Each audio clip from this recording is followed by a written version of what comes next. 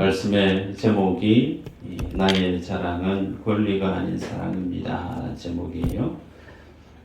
지난 시간에 사도 바울이 8장에서 우상의 재물을 먹는 문제에 대해서 성도가 어떤 믿음의 자세를 견지해야 되는지에 대해서 말씀을 나눴습니다. 하나님이 은혜해 주시고 구원해 주신 구원의 진리, 그 구원의 진리를 성경의 지식으로 습득한 하나님의 예배자는 아무거나 먹어도 아무 상관이 없지만 그럼에도 불구하고 믿음이 어린 자들이 함께 교회에 있기 때문에 그들이 실족하지 않고 시험 들지 않게 하기 위해서 차라리 하나님의 사랑과 이웃 사랑을 위해서 먹는 권리가 있으나 그 권리를 내려놓고 포기하고 그렇게 고기를 먹지 않는 것이 더욱더 교회의 신앙생활에 합당한 믿음의 모습이다라고 8장에서 사도 바울이 전했죠. 자, 그렇게 권리에 대해서 언급했던 사도 바울의 그 가르침이 있는데 오늘 9장에 가면 또 10장으로 넘어가도 동일하게 우상의 제물과 관련된 내용을 계속해서 반복해서 사도 바울이 전하고 있는 걸 보게 됩니다. 8장에서 우상의 제물을 먹을 수 있는 권리에 대해서 언급을 했음에도 불구하고 9장에서 또다시 그와 같은 비슷한 맥락의 말씀을 전하는 의도가 무엇 때문일까? 사도 바울이 분명히 사도된 자신의 권위에서 하나님의 진리 말씀을 전했음에도 불구하고 그 하나님의 말씀을 받아들었던 고린도 교회 성도들이 사도 바울이 그 가르침을 순전히 받아들이고 순종한 모습이 없기 때문에 또다시 계속해서 반복해서 언급하고 있는 것을 오늘 본문을 통해 보게 됩니다. 여러분, 사람은 그래요. 자기에게 이익이 되고 자기에게 유리하고 자기가 살아왔고 걸어왔던 경험, 자기의 생각, 그것을 쉬이 고칠 수 있는 사람이 있는가? 많은 사람들이 그러지 못합니다. 쉽사리 생각이 바뀌어지고 삶의 태도가, 삶의 습관이 고쳐지는가? 그러지 않다라는 거예요. 그렇기 때문에 오늘 본문에서는 더더욱 사도 바울이 강경한 표현을 빌어서 사도된 자신의 가르침을 강조하는 것을 보게 됩니다. 본문을 통해 우리가 느낄 수 있는 것은 오히려 고린도 교회 성도들은 사도 바울이 전했던 그 가르침을 부정할 뿐만 아니라 사도 바울이 그들에게 있어서 사도임에도 불구하고 사도 바울의 그 사도권까지도 부정하고 무시하고 있는 고린도 교회의 잘못된 모습 앞에 사도 바울은 자신의 그 주장하는 바가 하나님의 뜻에 부합된다라고 하는 그 당위성을 강조하는 자신의 삶을 빗대어서 또한 비유를 소환해서 증명하듯이 그렇게 말씀을 나누는 걸 보게 됩니다.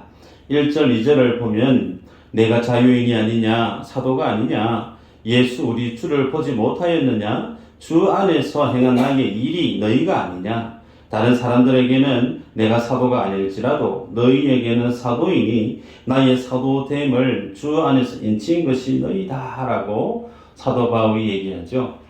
두 가지를 강조합니다. 내가 자유인이 아니냐. 자유인으로서 우상에게 드려진 그 고기 얼마든지 먹을 수 있는 권리가 나에게 있다라고 얘기합니다. 거기에 더해서 내가 사도가 아니냐. 다른 교회는 내가 잘 몰라도 적어도 너희들이 하나님 앞에서 내가 사도임을 증명하고 있는 존재가 바로 고린도 교회 너희들이 아니냐라고 사도권을 강조하고 자유의 자유인인 것을 강조하고 있는 사도의 모습을 보게 됩니다. 왜 이렇게 더 강경한 어조로 이렇게 말을 하고 있는가? 그 이면에는 고린도 교회 성도들이 사도 바울이 그 사도권을 인정하지 않는 일련의 모습들이 있었기 때문임을 유추할 수가 있죠. 22절에 보면 사도 바울이 얘기합니다. 약한 자들에게 내가 약한 자와 같이 된 것은 약한 자들을 얻고자 함이요 내가 여러 사람에게 여러 모습이 된 것은 아무쪼록 몇 사람이라도 구원하고자 합니다. 그렇게 언급하는 걸 보게 되죠. 자, 여기에서 사도 바울이 얘기하는데 약한 자들에게 얘기합니다.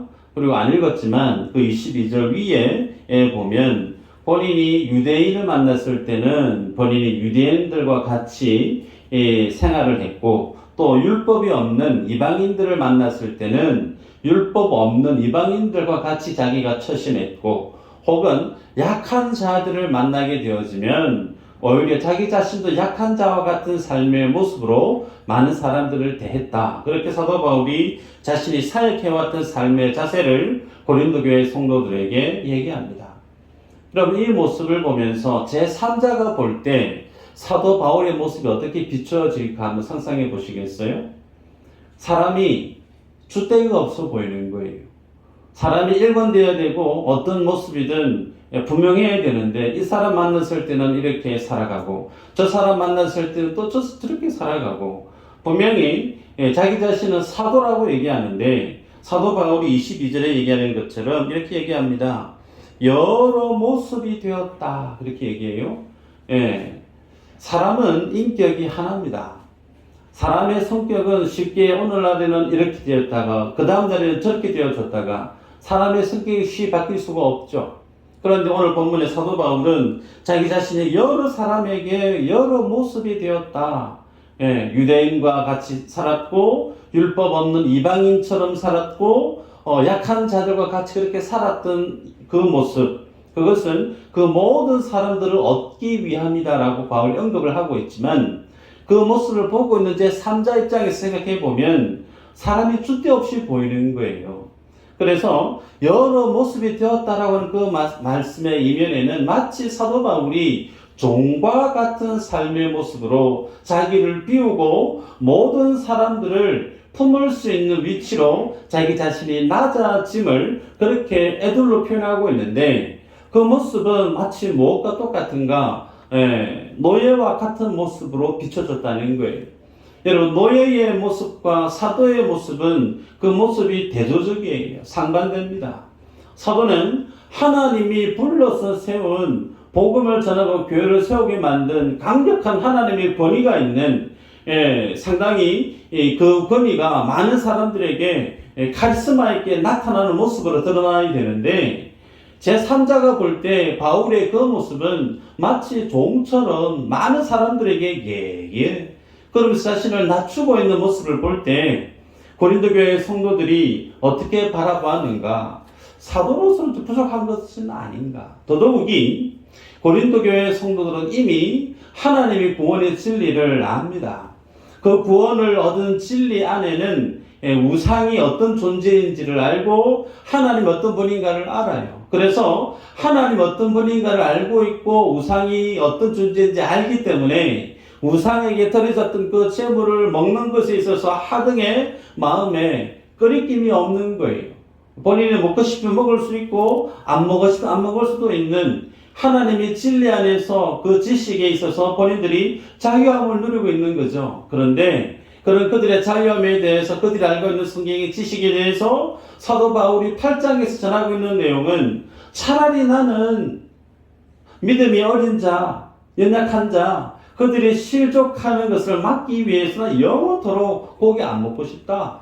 마치 그렇게 얘기하고 있는 바울의 그 모습이 하나님의 진리 안에 모든 것을 분별할 수 있는 그들이 비춰볼 때 바울의 그 모습은 사도로서 뭔가 부족하게 보였다라는 것을 본문을 통해 알 수 있는 거죠. 여러분, 그 모습을 바라보고 있는 바울, 자신을 어떻게 바라보고 있는지 바울이 모를까요? 알죠.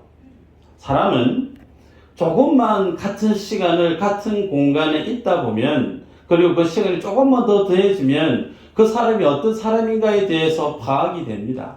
눈치가 빠른 사람은 빨리 파악할 것이고, 눈치가 좀 없는 사람은 시간이 조금 걸릴지 모르나, 중요한 것은 내 앞에 있는 그 사람이 나에 대해서, 혹은 그 사람의 인간 됨됨이에 대해서, 그 사람의 인격에 대해서 확인하게 느껴지고 알 수 있는 거예요. 그 사람이 내게 행동하는 태도나 어투나 말이나 눈빛을 통해서 그 사람이 나를 좋은 사람으로 받아들이려고 하는지, 아니면 나를 경계하고 있는지, 아니면 내가 가까이 다가가면 나를 멀리 하려고 하는 그 모습의 자세가 있는지, 우리들은 조금만 지나보면 다른 사람이 나에 대해서 가지고 있는 그 모든 시선과 어투와 행동을 통해서 그 사람이 나에 대해 어떤 생각을 갖고 있는지 다 알게 돼요. 사도 바울도 안다는 겁니다. 왜요? 사도 바울이 고린도 교회 성도들을 어떻게 해요? 복음을 전했고 한 사람 한 사람 세례를 주었고 그들과 1:1 성경 양육 훈련을 거쳤고 고린도 교회를 개척했던 목회자가 사도 바울이기 때문에 그래요. 알고 지냈던 날들이 하루 이틀이 아니라는 겁니다.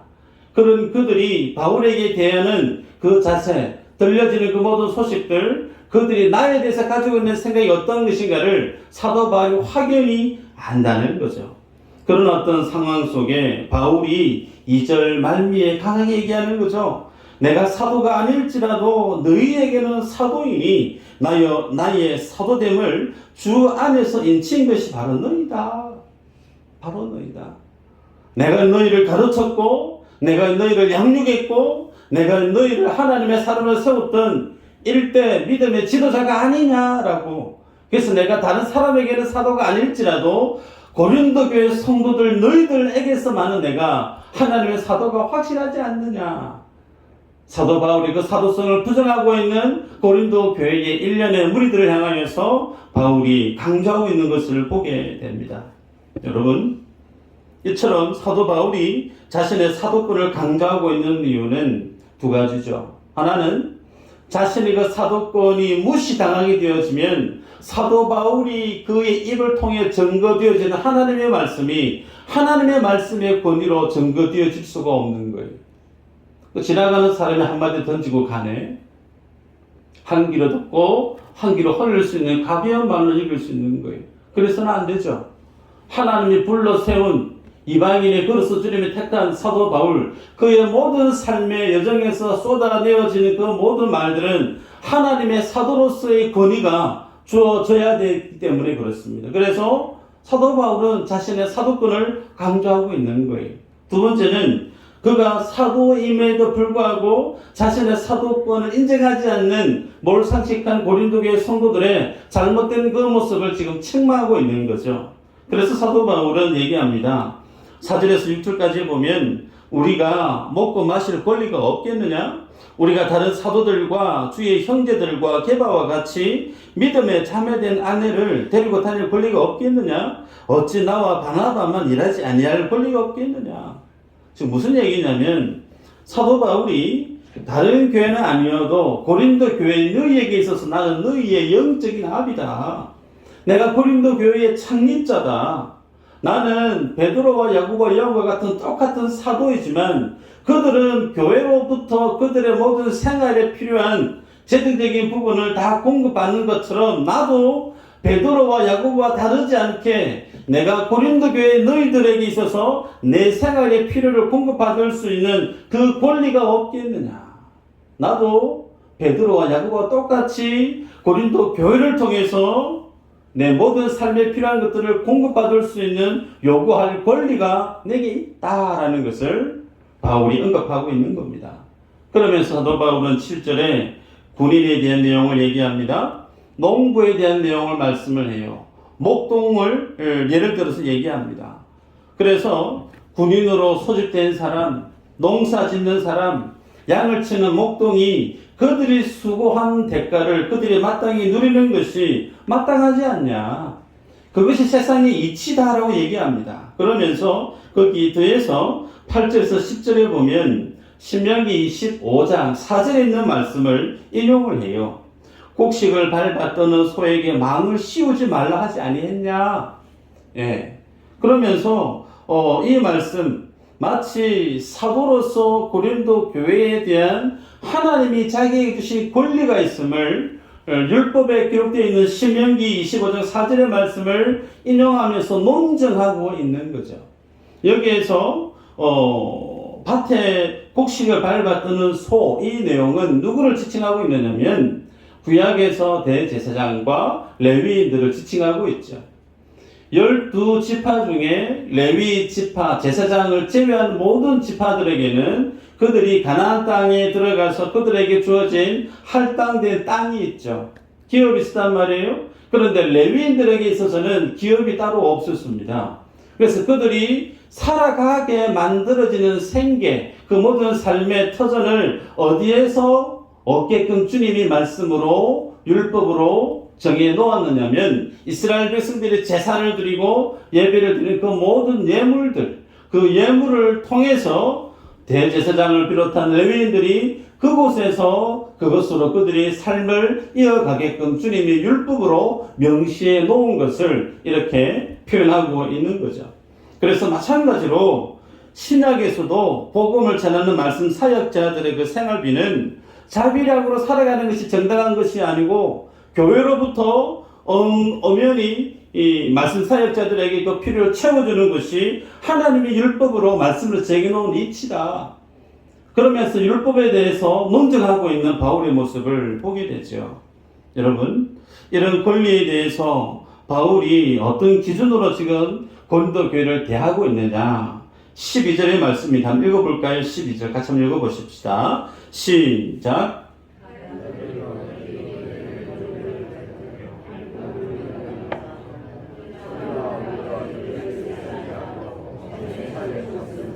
그리스도의 복음에 아무 장애가 없게 하려 함이로다. 아멘. 바울은 베드로나 다른 사도들과 말씀 사역자들과 같이 동일하게 교회를 통해서 그들이 사역할 그 생활비를 청구할 수 있는 권리가 있었지만 본인은 도리어 그 모든 권리를 포기했다라고 얘기해요. 왜 그 권리를 포기했느냐? 복음에 장애가 없게 하기 위해서 자기의 권리를 포기했다라고 사도 바울이 얘기합니다. 그러면서 사도 바울은 자기가 고린도 교회에 어떤 누구보다 분명한 사도가 맞는데 그 사도성을 부정하고 있는 고린도 교회 성도들을 책망하면서 동시에 그럼에도 불구하고 자신에게 주어진 그 사도된 권리를 쓰지 않는 의도가 하나님의 전하는 그 복음이 장애가 없게 하기 위해서였다라고 밝힙니다. 여러분, 세상은 어떤 모습이 일반적이냐면 내게 주어져 있는 권리가 있으면 그 권리를 응당하게 행사하는 것을 정상적으로 얘기합니다. 어느 누구라도 내게 주어져 있는 그 권리를 뺏어가든지 그 권리를 침해하면 그것을 그냥 가만히 있는 사람은 세상에서는 바보처럼 그렇게 취급을 당하죠. 뿐만 아니라 어느 누구도 자신이 가지고 있는 그 권리를 다른 사람에 의해서 제약을 당한다든지 침해를 받으면 그것을 가만히 있는 사람이 없죠. 따집니다. 혹은 법적인 소송을 통해서라도 자기의 권리를 찾으려고 하는 것이 세상의 일반적인 모습인데, 그런데 사도 바울은 그렇지 않았다라는 거예요. 많은 사람들이 사도권에 대해서 자신의 권위에 대해서 자랑하듯 살아가지만 사도 바울의 자랑은 하나님이 나에게 주신 그 사도라고 하는 그 권리를 쓰는 것이 자기의 자랑이 아니고 정반대로 자신의 그 사도된 권리를 포기하는 것이 자기의 자랑이다라고 얘기하는 거예요. 왜? 복음을 복음되게 전가하기 위해서. 자신의 권리를 내려놓음으로 인해서 하나님이 예수님이 내게 주셨던 그리스도의 복음의 그 사랑이 더욱더 확실하게 증거되어지는 그것 때문에 오히려 자신의 그 사도권을 포기하는 것이, 그 권리를 내려놓는 것이 자기에게는 더욱더 큰 자랑거리다라고 사도 바울이 고백하고 있는 겁니다. 그러면서 바울의 심정을 15절 16절에 아주 드라마틱하고 역격정적으로 표현하고 있죠. 한번 읽어볼까요? 15절 16절 시작. 또 이 말을 쓰는 것은 내게 같이 하여 달라는 것이 아니라 내가 차라리 죽을지언정 누구든지 내 자랑하는 것을 헛된 대로 돌리지 못하게 하리라. 내가 복음을 전할지라도 자랑할 것이 없음은 내가 부득불할 일이니라. 만일 복음을 전하지 아니하면 내게 화가 있을 것이로다. 아멘. 여러분, 바울이 15절 16절에 쓰고 있는 표현 중에 15절에서 차라리 내가 죽을지언정 누구든지 내 자랑하는 것을 헛된 대로 돌리지 못하게 하리라. 내가 죽을지언정. 여러분, 이런 표현 편하게 쓰시는 표현인가요? 그렇지 않죠. 자기 속에 벅차 있는 감정을 거침없이 쏟아낼 때 쓰는 표현이 내가 죽을지언정, 자신의 생명을 걸고 얘기하고 있는 거예요. 그리고 16절에는 만일 복음을 전하지 아니하면 내게 화가 있을 것이로다. 저주와 같은 그 화를 자기 자신이 감내하겠다라는 거예요. 그러면서 이 표현을 하고 있는 바울의 그 내면 속에는 마치 하나님이 나에게 주신 복음에 대한 그 열정이 어떠함을 마치 피가 끓어오르는 것처럼 사도 바울이 고린도 교회 성도들에게 마치 쏟아내는 것처럼 표현하고 있는 것을 보게 됩니다. 여러분, 그런 사도 바울의 그 사도권을 고린도 교회가 무시했고 자신의 그 사도권을 무시하고 있는 그 모습 앞에 사도 바울이 왜 자신의 그 모든 권리를 포기하고 있는지를 극명하게 표현하고 있는 것을 보게 됩니다. 여러분, 교회는 어떤 곳이죠? 교회는 하나님이 세상 이처럼 사랑했다라고 하는 그 하나님의 사랑하심을 가장 확연하게 보여줘야 될 기관이, 그 기관을 만든 이가 하나님이세요. 그래서 하나님의 사랑보다 이 세상 속에 가장 고귀하고 가장 귀한 진리가 있을까? 없어요. 그래서 세상에서 교회는 예수 믿지 않는 사람조차도 교회에 대해 가지고 있는 기대치가 높습니다. 다른 데는 몰라도 그래도 교회는 그러면 안 되지 라고 하는 교회에 대한 기대치, 하나님의 사랑을 드러내야 될 공동체, 다른 어떤 것보다 교회는 서로 사랑하면서, 오늘 임마누엘 찬양 때 그렇게 찬양도 했지만 드러나야 될 것이 사랑이라는 거예요. 그리고 거룩성이라는 거죠. 그 모습을 드러내 보여야 될 기관이 교회란 말이죠.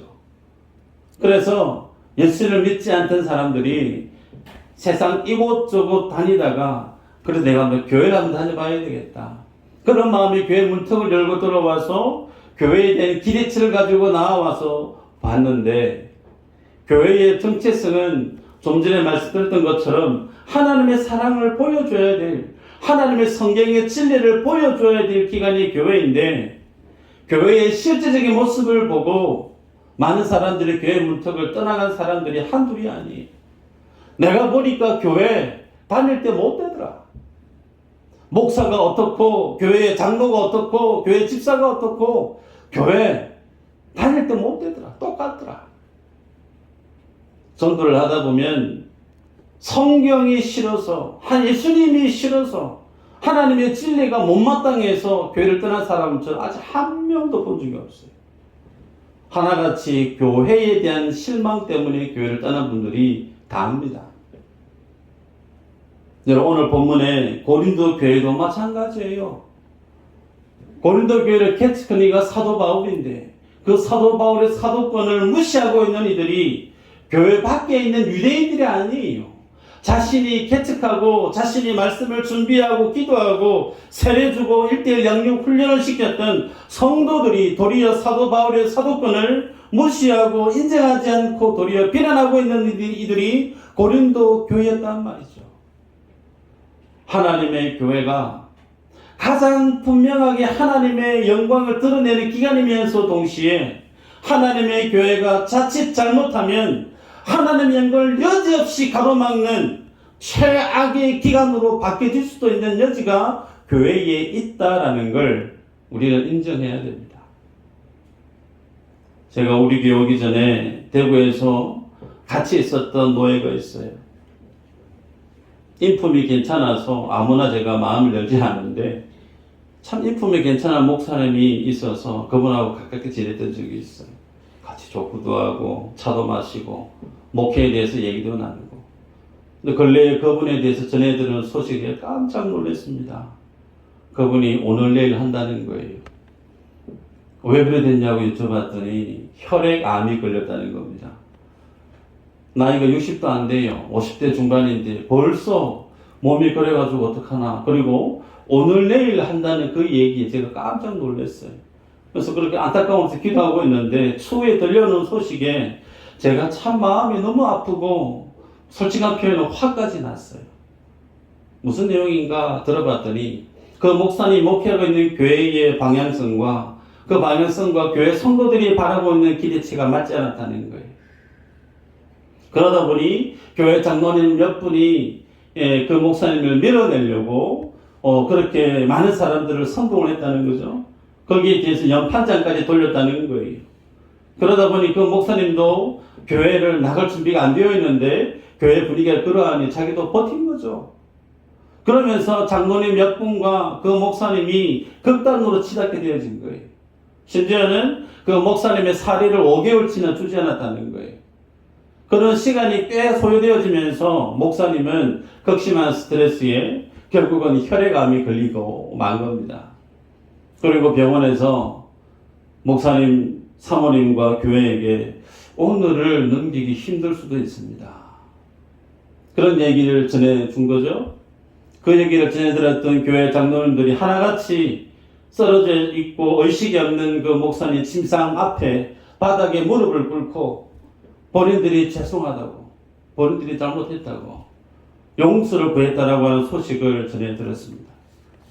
여러분, 장로님들이 잘못됐고 그 교회가 잘못됐고 그 목사님이 피해자고 그 얘기를 하는 거 아니에요. 하나님의 영광을 드러내야 될 목회자와 하나님의 사랑을 드러내야 될 교회가 하나님의 사랑과 주님의 복음보다 무엇을 더 중시하고 있느냐면 내 뜻이라는 거예요. 내 자존심이라고 하는 거예요.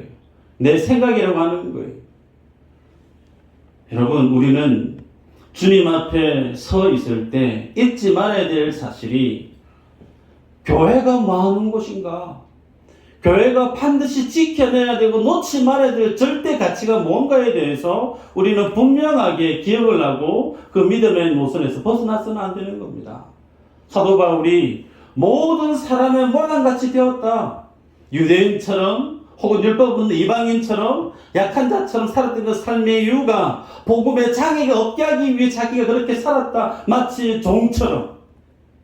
무엇 때문에요? 자신이 무시당하든 자신이 다른 사람에게 비난을 당하든 그런 것보다 사도 바울의 최고의 절대 가치는 예수 그리스도로 인해 주어지는 그 복음의 영광이 가감없이 장애물 없이 다 모든 사람들에게 증거되어지는 그것만 되어지면 사도 바울은 그것이 나의 자랑이다라고 얘기했다는 거예요.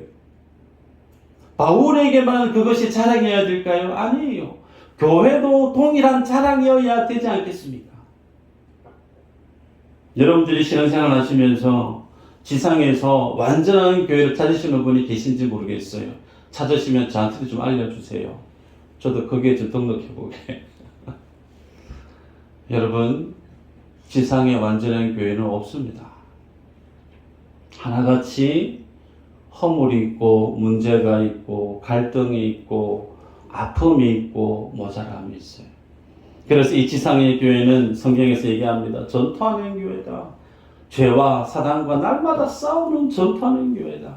그리고 교회는 봉사하고 있는 교회다. 날마다 건실하게 말씀과 은혜 가운데 세워져가는 교회 모습도 있는 반면에 또 한쪽에서는 허물어지는 모습이 있을 수 있다는 거예요. 그래서 날마다 예수 그리스도 그 은혜 앞에 서지 않으면 하나님의 교회는 수시로 공사하고 있는 주님 이 땅에 오셔야만이 완성되어지는 교회, 이 세상의 교회라는 거죠. 그런 말씀을 맺는데요.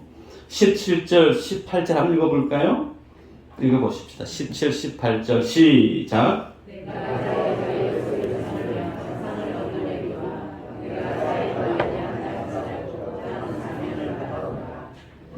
내 상이 무엇이냐? 내가 복음을 전할 때에 값없이 전하고 복음으로 말미암아 내게 있는 권리를 다 쓰지 아니하는 이것이로다. 아멘. 바울이 왜 자신의 그 사도의 그 권리를 쓰지 아니했느냐? 하나님 앞에 상 받고 싶다라는 걸 기록하고 있어요. 하나님이 주시는 상이 있다라는 거예요. 또 하나, 이것이 주님이 내게 주신 사명이기 때문에 교회로부터 내가 권리를 받아서 교회에 무리를 줘서라도 나의 권리를 내가 다 찾아서 내 불편함 없이 살아가는 그것보다 더 중요한 가치가 뭐냐? 하나님이 내게 주신 상이 있다라고 하는 거. 그 상을 받기 위해서 내가 어떻게 살아야 될까? 하나님이 필요하면 그 권리를 내려놓는 거. 복음을 복음되게 하는 것, 교회를 교회되게 하는 것, 이것이 주님이 내게 맡기신 사명이라는 거예요. 여러분, 우리들은 사도 바울이 주님 앞에 고백하고 있는 믿음의 가치에 대해서 눈을 크게 뜨셔야 돼요. 사도 바울 자신이 그 모든 것을 다 내려놓으면서도 그가 붙잡기를 갈구했던 것이 주님이 내게 주신 상이 있다는 거예요. 상급에 대해서는 저는 부정합니다. 그러나 상은 있습니다. 상은 있어요. 그리고 주님 우리에게 주신 사명이 있다는 거예요. 목사로서의 사명이 있고 장로, 집사, 권사, 성도로서의 사명이 있는 거예요. 복음을 복음되게, 교회를 교회되게, 하나님의 영광에 부합된 믿음의 사명을 살아내야 될 우리에게 주신 하나님의 사명이 있다는 거예요. 그 사명을 완수하기 위해서 때로는 필요하면 자신의 권리, 아무것도 아닌 것처럼 내려놓을 수 있는 바울의 이 자랑. 저는 말씀을 준비하면서 그런 목사가 되어야 되겠다. 제 가슴을 후벼 파는 말씀이 오늘 본문이었습니다. 교회에 담임 목사로서의 권리가 있습니다. 당회장으로서의 권위가 있습니다. 성도들에게 다른 지역에 있는 많은 목회자들 속에 미수제일교회라고 하는 담임 목사의 그 권위가 있습니다. 그것에 조금이라도 헛탕물이 튀면 그 사실 앞에서 옹졸한 모습으로 힘들어하고 짜증내고 때로는 얼굴이 붉어지는 제 자신의 약한 모습을 여지없이 제가 지금까지 보아왔어요. 제가 얼마나 교만한 사람인지, 포장된 가식 덩어리인지를 말씀 속에 제가 고백하지 않을 수가 없었어요. 그러면서 주님 앞에 간절히 기도했던 것은, 주님 나도 그랬으면 좋겠습니다. 담임 목사 권위, 당회장 권위, 이거 아무것도 안 합니다. 미수제일교회 성도들이 하나님의 복음에 대해서, 진리에 대해서만 놀겁게 주님이 기뻐하시는 믿음의 길을 걸어갈 수만 있으면 주님, 저는 어찌되든 별 상관없습니다. 마음대로 쓰세요. 그런 기도를 드렸습니다. 여러분 모두가 이 믿음 위에 있기를 주 이름으로 축복합니다. 아멘. 우리가 붙들어야 될 가치, 절대 가치가 있습니다. 하나님이 내게 맡기신 사명이 있어요.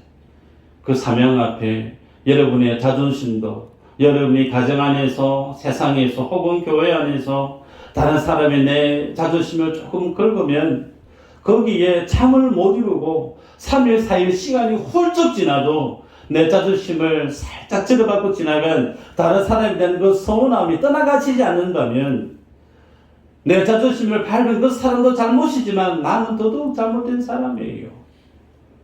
예수님이 나를 위해 죽으셨다는 그 사실이 여전히 지식으로만, 성경의 정보로만 내게 있는 거예요.